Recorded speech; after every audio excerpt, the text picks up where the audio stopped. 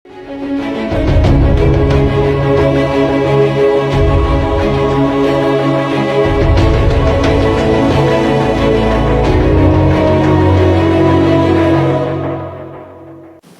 सतलोक आश्रम के नाम से जाना जाता था।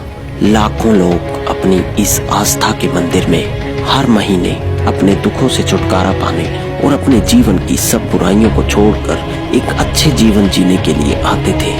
कैंसर, एड्स जैसी लाइलाज बीमारियां भी ठीक हो जाती थी। मुझे कैंसर था। जब मुझे लगा कि अभी मेरी लाइफ थोड़ी है, ज्यादा लाइफ नहीं है, मेरी पैरों के नीचे की जमीन खिसक गई कि संत रामपाल जी महाराज को प्रार्थना किया, परमात्मा नहीं, मुझे अभी थोड़ा जीना है, मुझे लाइफ दे दो। 100% कैंसर के होने के बाद भी संत रामपाल जी महाराज ने मेरे ऊपर दया की। उनके मंत्र में, उनके भक्ति में इतनी ताकत है कि मेरा कैंसर उन्होंने भगा दिया। सऊदी अरब जाने के लिए जब मैंने अपना पासपोर्ट ये किया, अप्लाई किया, वहाँ ट्रेडवेल करके एक ऑफिस है बॉम्बे में, तो वहाँ से जब इंटरव्यू वगैरह सब मेरा पास हुआ था, जब मेडिकल रिपोर्ट आया तो बोले चौहान साहब आपका तो बहुत पॉजिटिव रिपोर्ट आ गया है कि आपको तो एड्स है।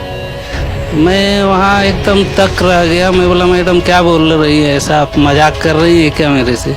तो बोले नहीं, हकीकत है कि आपको एड्स हो गया है और आपको भेज नहीं सकते।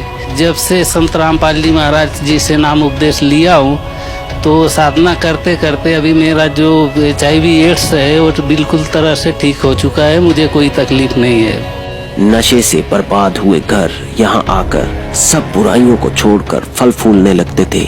लेकिन कलयुग में सच्चाई का मार्ग कहाँ किसी को पसंद आता है, क्योंकि यहाँ तो बुराई करने वाले ही आज राज करते हैं। इसीलिए समय ने पलटी खाई।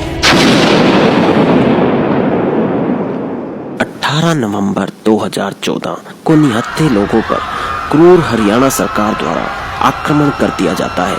बसा बसाया लाखों लोगों का सुखों का मंदिर तहस नहस कर दिया जाता है। वहाँ बैठे हजारों लोगों को घायल कर दिया जाता है। किसी का सिर, किसी को हाथ में तो किसी को पांव में चोट आ जाती है। 5 औरतें और 1 बच्चा मर जाता है। पर किसी सरकारों को कहाँ किसी की परवाह है। और हरियाणा सरकार का जुल्म यहीं खत्म नहीं होता बल्कि बढ़ता चला जाता है। संत रामपाल जी और उनके 1000 शिष्यों को गिरफ्तार कर लिया जाता है। झूठे मुकदमे बनाए जाते हैं। इस घटना के 4 साल बाद आज हम एक छोटा सा DNA करते हैं।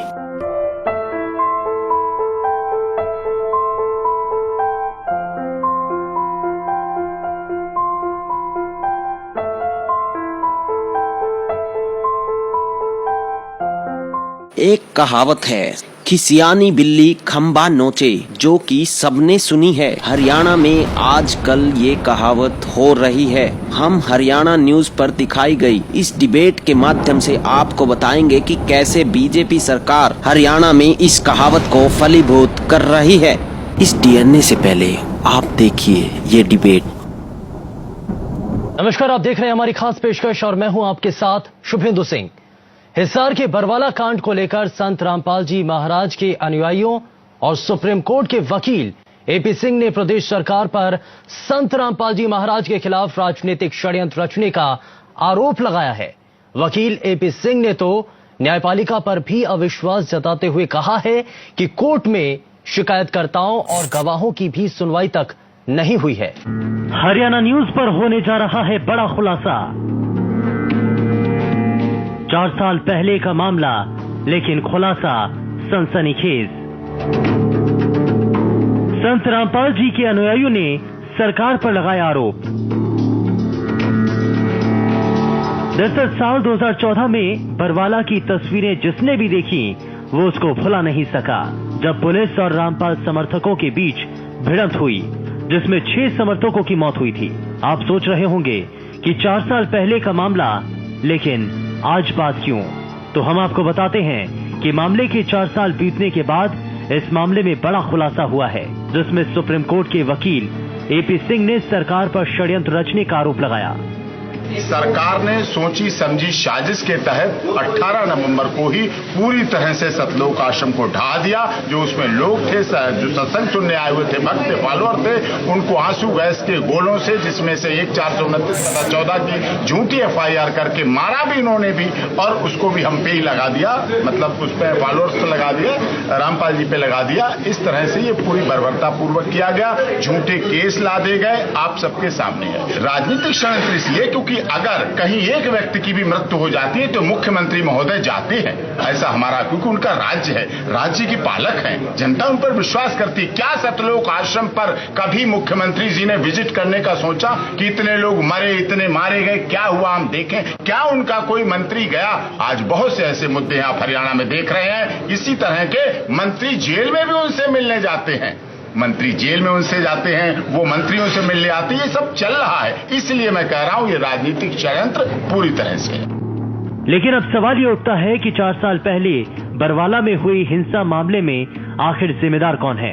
वहीं संत रामपाल समर्थक 6 लोगों की मौत के लिए सरकार और पुलिस को जिम्मेदार बता रहे हैं। साथ ही सवाल अब ये भी है कि क्या सरकार द्वारा जजों पर दबाव बनाया जा रहा है, जैसा समर्थक कह रहे हैं। खुलासा बड़ा है, लेकिन इस खुलासे के बाद की सच्चाई क्या पर्दे के सामने आ पाएगी, देखना होगा। Bureau report, Haryana news.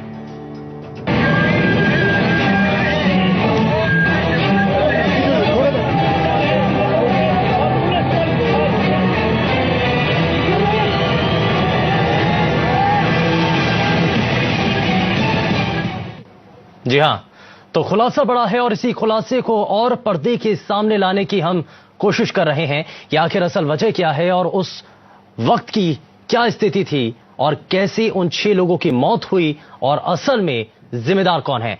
तो चलिए चर्चा की शुरुआत करते हैं। सबसे पहले हम आपको अपने खास पैनल से मिलवा देते हैं। हमारे साथ AP सिंह जी हैं, जो कि सुप्रीम कोर्ट के वरिष्ठ वकील हैं। बहुत स्वागत है AP सिंह जी आपका कार्यक्रम में। हमारे साथ सतलोक आश्रम के समर्थक गिरीश जी हमारे साथ कार्यक्रम में जुड़ चुके हैं। बहुत स्वागत है गिरीश जी आपका। और भारतीय जनता पार्टी से नेता त्रिवेंद्र सैनी हमारे साथ कार्यक्रम में जुड़ चुके हैं। त्रिवेंद्र जी कार्यक्रम में बहुत स्वागत है। 2014 का ये मसला, और अब हमारे इस खास पैनल के अंदर एक और शख्स जुड़ चुके हैं जो कि इस केस की सबसे अहम कड़ी हैं। शिवपाल हमारे साथ कार्यक्रम में जुड़ चुके हैं, जो कि शिकायत करता है। बहुत स्वागत है शिवपाल आपका कार्यक्रम में। और सबसे पहले मेरा सवाल आपसे ही होगा, एक सवाल यहां पर किया जा रहा था कि पहले इस मामले को लेकर आप सामने आते हैं, शिकायत आपके द्वारा की जाती है, लेकिन अब आप ये कहते हैं कि ब्लैंक पेपर पर आपसे साइन करवा लिया गया। क्या है पूरी बात? सर, मैं 7/11/2014 को सतलोक आश्रम बरवाला गया था हिसार सत्संग सुनने। जब मैं शाम को सत्संग सुनने पहुंचा तो मुझे पता चला कि गुरुजी की तबीयत खराब है। गुरुजी की तबीयत खराब है, इसलिए सत्संग शाम को नहीं हुआ। फिर मैं 8 तारीख को भी नहीं हुआ, 9 तारीख को भी नहीं हुआ। 9 तारीख को पता लगा गुरुजी की फिर तबीयत सही नहीं है। तो 10, 11, 12 तक मैंने इंतजार किया। उसके बाद में 14 तारीख को लास्ट मुझे पता चला कि गुरुजी की तबीयत ठीक नहीं है। और तब मैंने 14 तारीख को अपना घर चलने का प्लान बनाया। अपनी पत्नी से बोले कि चलो भाई अब घर चलते हैं, गुरुजी की तबीयत ठीक नहीं हो रही है, काफी दिन हो गए हैं, 6, 7, 8 दिन हो चुका है यहाँ पे, और मैं अब यहाँ से घर चलते हैं। तो 14 तारीख को मेरी बिजली, पानी, राशन, आश्रम के अंदर का सारा कुछ काट दिया। बिजली भी, पानी भी, और बाहर से ना कोई सामान अंदर आ रहा था, ना अंदर से कोई बाहर जा रहा था। तो मैंने 14 तारीख को बाहर निकले। हमने अब अंदर भी परेशानी होने लगी है, अब चलो बाहर चलते हैं, अब घर चलेंगे। अब घर से, आश्रम से बाहर निकल रहे हैं तो पूरे डंडे लाठी से मारपीट कर रही है। तो डर के मारे फिर अंदर आ गया। अंदर कुछ खाने पीने की परेशानी, सारी व्यवस्था गड़बड़ थी, वहां कुछ नहीं था, जो भी ऐसे रूखा सूखा मिल रहा था। अब फिर निकलने की बाहर करी। 18 तारीख को इन्होंने दोपहर को इतने ताबड़तोड़ एक्सपायर डेट आंसू गैस के गोले ऐसे छोड़े कि बताने में कलेजा मुंह को आता है सर। अंदर से इतना धुआं अंदर से कि पूरी सांस लेना बाहर। मेरा 4 साल का एक बच्चा था, उसी बीच मेरी पत्नी जान बचाने के चक्कर से वो बाहर को भागी, और बाहर आठ डंडे से पुलिस पीट रही थी, तो फिर वो बाहर को अंदर को भागी। उसके धुआं से इतना उसका धुआं से वो इतनी परेशान हो गई कि बाहर जाए तो पुलिस मारपीट कर रही है और अंदर आ रही है तो पूरा लबालब धुआं, एक्साइडेड गोले थे, इतने अंधाधुंध छोड़े बेरहमी से कि मैं क्या बताऊं सर। अब अंदर से मेरे एक बच्चा था, उसकी भी आंखें टेढ़ी मेढ़ी। जब पत्नी को मैंने भागते देखा तो वो मुझे मूर्छित होके एकदम से गिर सी गई। मेरा बच्चा चिल्लाने लगा, अब उसको संभालूं या उसको संभालूं। तो वो ऐसे ऐसे कुछ हाथ पैर कर रही थी, हाथ से कुछ इशारा कर रही थी, कुछ बताना चाह रही थी मेरे को। तो मैंने कुछ श्रद्धालुओं से, अंदर भक्तों से बोला कि मेरी कोई हेल्प करो भाई, मेरी पत्नी की तबीयत इतनी ज्यादा हो गई है कि वो उससे धुआं, कहीं पानी नहीं मिल रहा है। अब सब अपनी अपनी जान बचाने के लिए घूम रहे इधर उधर, लेकिन कोई किसी की सुन नहीं रहा। सब इतनी बुरी तरह हालत अंदर की खस्ता हाल थी कि मैं क्या बताऊं। अब बच्चा मेरा एक साइड में, एक गोद में लिए, वहां 4-3.5 साल का है उसको, और पत्नी अलग से बेहोश पड़ी। अब मैंने बहुत कोशिश की लेकिन मेरी कोई हेल्प नहीं हुई। हेल्प क्या, अंदर कोई स्थायी डिस्पेंसरी के पास गया, एक छोटी सी फर्स्ट एड है एक कमरे में, उनके पास गए कि सर कुछ हो सके तो कुछ करो। लेकिन वहां पे वो उपचार, क्योंकि बिजली पानी दवाई दूध राशन सब बाहर से काट रखा था, कुछ अंदर आ ही नहीं रहा था, तो वो उपचार उसको नहीं मिल पाया जो वहां होना चाहिए, जो उस पर था ही नहीं। कुछ थोड़ा बहुत पानी आने की कोशिश की लेकिन वो जब हमें मूर्छित हो गई तो वो बेहोशी से फिर हमें होश में नहीं आई।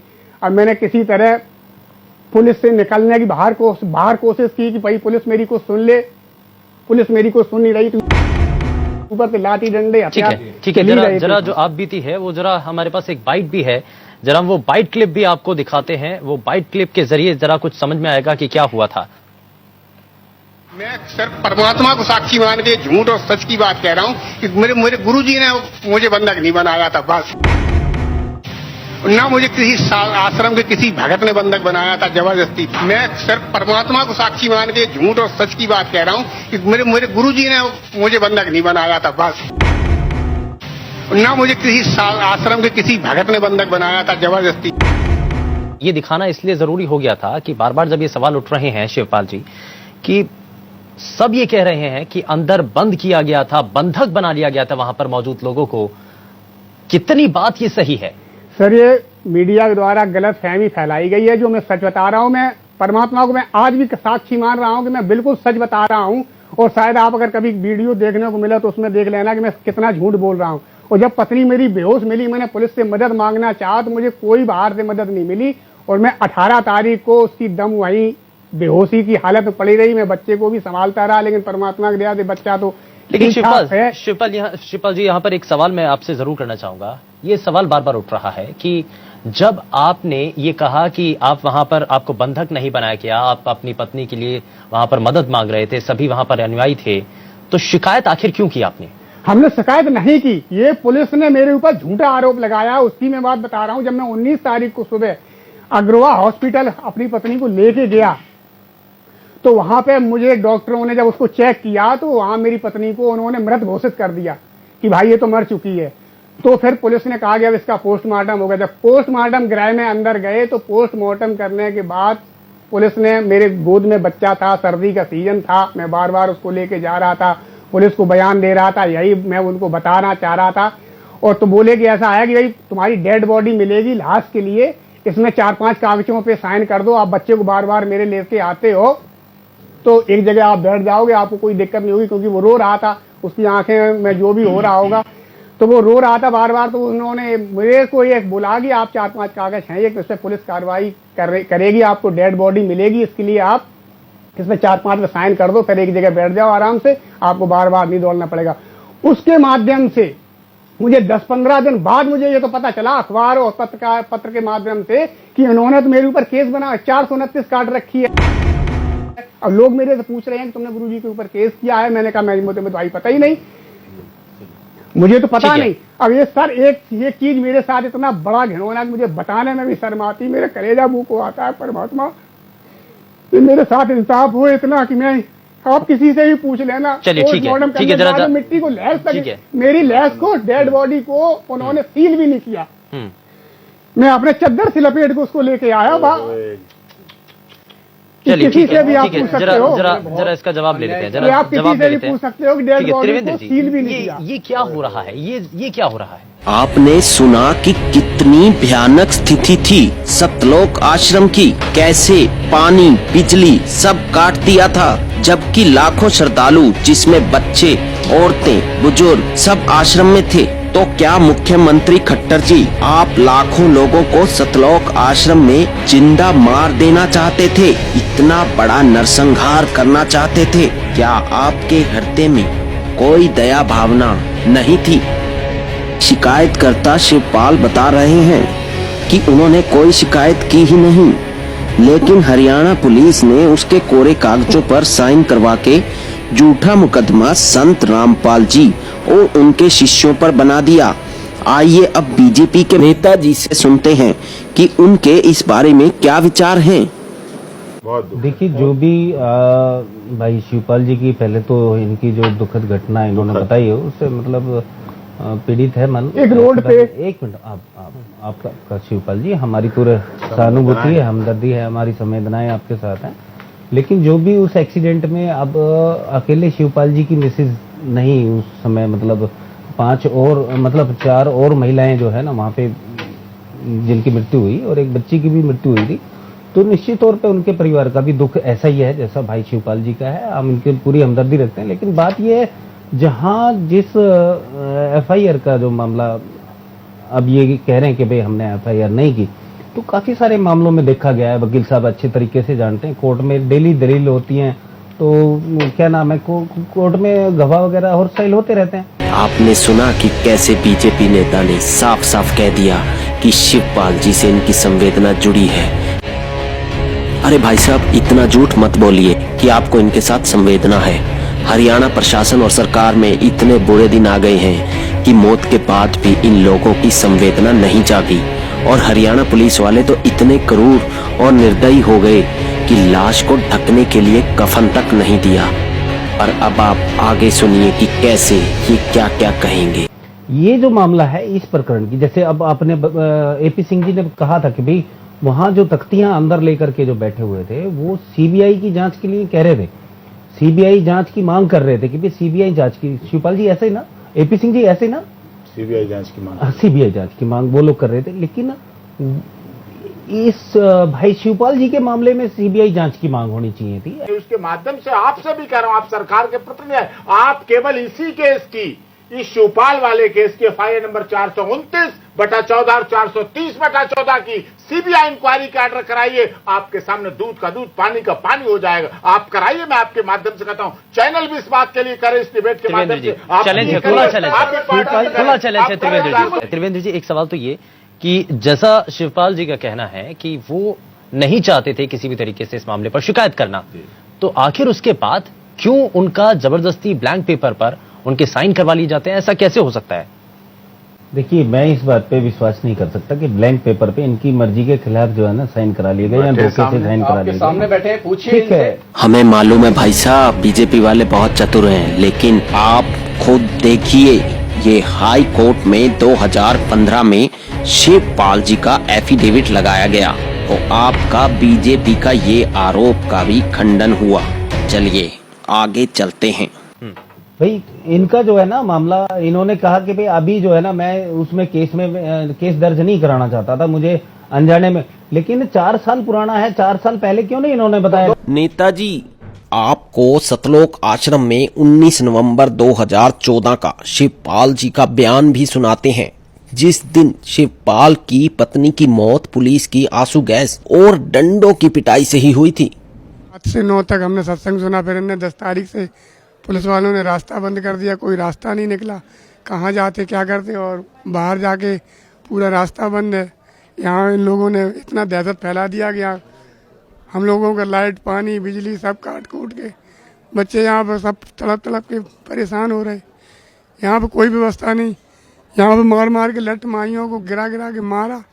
उसके बावजूद अब एम्बुलेंस भी नहीं आने दे रहे कि हम कहाँ ट्रीटमेंट करवाऊँ, क्या करवाऊँ। दम तोड़ दिया यहाँ मरीजों ने।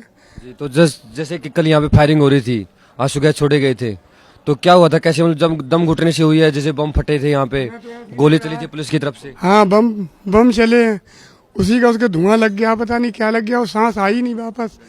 डंडा अंडा पता नहीं मारे हैं क्या किया, लेकिन उसकी दम घुट गई, वो तड़प के मर गई। अब थोड़ी बहुत सांस होती तो एम्बुलेंस भी नहीं आने दिए, जो हम हॉस्पिटल में कहीं ले जाते क्या करते। तो यहाँ पे आश्रम वालों की तरफ से जो यहाँ पे प्राथमिक चिकित्सालय है उसमें आपको ये फर्स्ट एड दी गई क्या? हाँ, तो फर्स्ट एड थोड़ी बहुत उन्होंने इंतजाम किया, लेकिन अब फर्स्ट एड कितना काम करेगी जब इतना भयंकर जब वो बना है, उसके धुआं लगा है गैस का। मेरा छोटा लड़का भी 4-3.5 साल का है, वो भी बिल्कुल आँख की मिर्च मिला के परेशान हो गए, दवाई भी नहीं लाने दी, कहीं से तड़प के बच्चे रह रहे हैं। ये लोग इतना परेशान, अभी भी रास्ता जाम किए हुए हैं कि हम एम्बुलेंस लेके अपने घर पहुंचे दिल्ली, अभी भी रास्ता नहीं खोल रहे हैं। क्या करूं, सबसे तो गुहार लगा ली, कोई नहीं सुन रहा है। यहाँ पे इतना अत्याचार आश्रम पे कर रहे हैं। तो आपका बीजेपी का ये आरोप का भी खंडन हुआ। चलिए आगे चलते हैं। 2015 में आप पढ़िए, देखिए डॉक्यूमेंट देखिए, आप 2015 के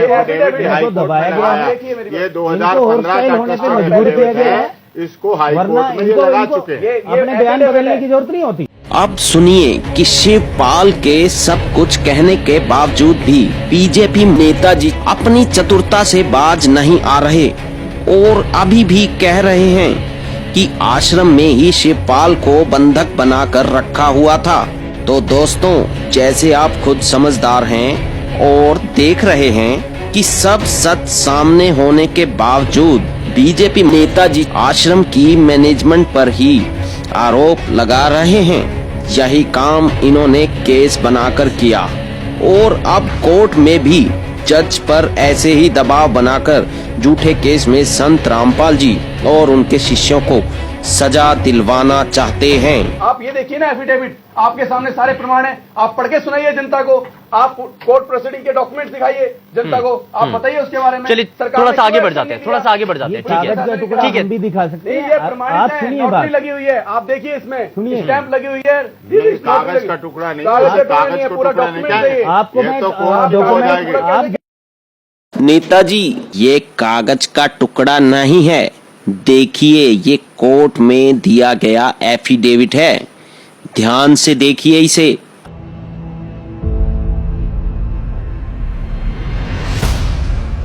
अगर आप इसे कागज का टुकड़ा कह रहे हैं तो यह कोर्ट की अवमानना होगी और संत रामपाल जी पर एक झूठे कोर्ट की अवमानना के कारण एक झूठा देशद्रोह का केस आपकी ही सरकार ने ही बनाया था। तो आपका क्या हश्र होना चाहिए, ये आप खुद सोचिएगा। एफिडेविट तो कुछ बड़ा है, लेकिन इसके कुछ अंश आपको पढ़कर बताते हैं।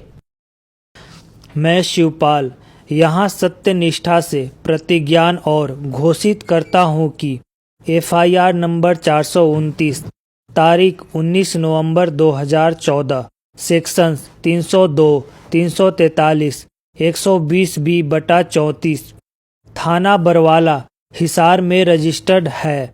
संत रामपाल दास और अन्य के खिलाफ झूठी बनाई गई है। मेरी पत्नी सरिता की मौत पुलिस द्वारा लाठीचार्ज और आंसू गैस के गोलों से दम घुटने से हुई।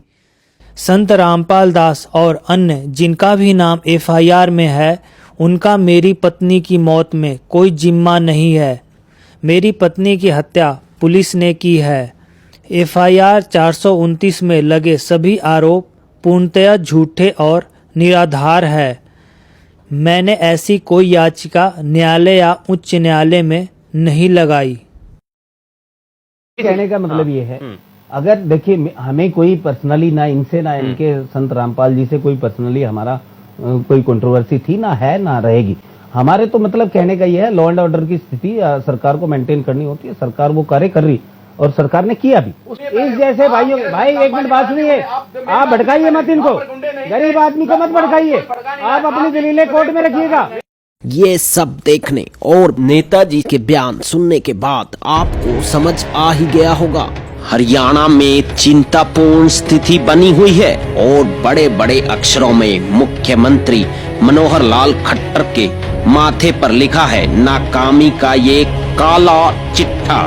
इन औरतों, बच्चों, बुजुर्गों के साथ ये मार पिटाई, बदसलूकी, ये 6 मौतें खट्टर सरकार की नाकामी है। तो अब इस सब को देख लेने के बाद आपको बता दें कि किसी भी राज्य का मुख्यमंत्री उस राज्य के लोगों का रखवाला होता है अपने स्टेट की जनता पर कोई अत्याचार नहीं होने देता, क्योंकि ये उसके सम्मान से जुड़ी हुई बात होती है। लेकिन ये कहते हुए हमें बहुत दुख और अफसोस हो रहा है कि हरियाणा के मुख्यमंत्री को अपने राज्य और यहाँ के लोगों की कोई परवाह नहीं है। ये हम नहीं कह रहे, बल्कि जो खतरनाक तस्वीरें अभी आपने देखी वो खुद बोल रही हैं। आज हमें ये कहते हुए दुख हो रहा है कि मनोहर लाल खट्टर को मुख्यमंत्री रहने का कोई अधिकार नहीं है और अब समय आ गया है कि मनोहर लाल खट्टर से मुख्यमंत्री होने का सम्मान छीन लिया जाए।